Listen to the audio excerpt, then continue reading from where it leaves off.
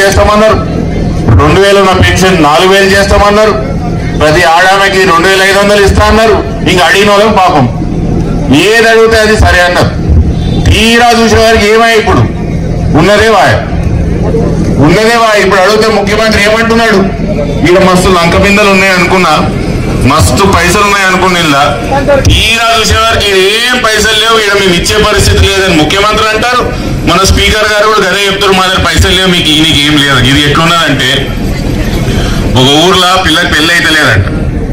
తండ్రి ఒక స్మార్ట్ పోరగాని దగ్గరికి పోయి, ఇగో మా బిడ్డను పెళ్లి చేసుకో, నీకు బంగారు కడి చేపిస్తా, నీకు గొలుసు చేపిస్తా, నువ్వు అడిగిందల్లా చేపిస్తా, నీకు మోటార్ చేపిస్తా, మోటార్ కార్ ఇప్పిస్తా అని చెప్పిండు. తీరా పిల్లగాడిన మీ పెళ్లి చేసుకున్న తర్వాత అల్లుడు పెద్ద మనిషికి అడిగితే ఏమై మామ నా కడేమేమై గొలుసు ఏమై అంటే, అల్లుడు అప్పుడు సుండికి స్మార్ట్ గా అనిపించిన వారు ఇప్పుడు నీకు బట్టతలు వచ్చింది. మళ్ళీ ఇప్పుడు మళ్ళీ పాపం అల్లుడికి మంచిగానే ఉన్నాడు, బట్టతలు ఏం లేదు. ఇప్పుడు ఈ మామకి కనిపించింది ఆడ బట్టతలు. గట్ల తెలంగాణ రాష్ట్రంలో మంచిగా ఉన్న తెలంగాణ రాష్ట్రం, ఏం అప్పులు లేవు, ఏం లేవు. సంవత్సరం కిందటి లేని అప్పులు ఇప్పుడు వస్తాయి.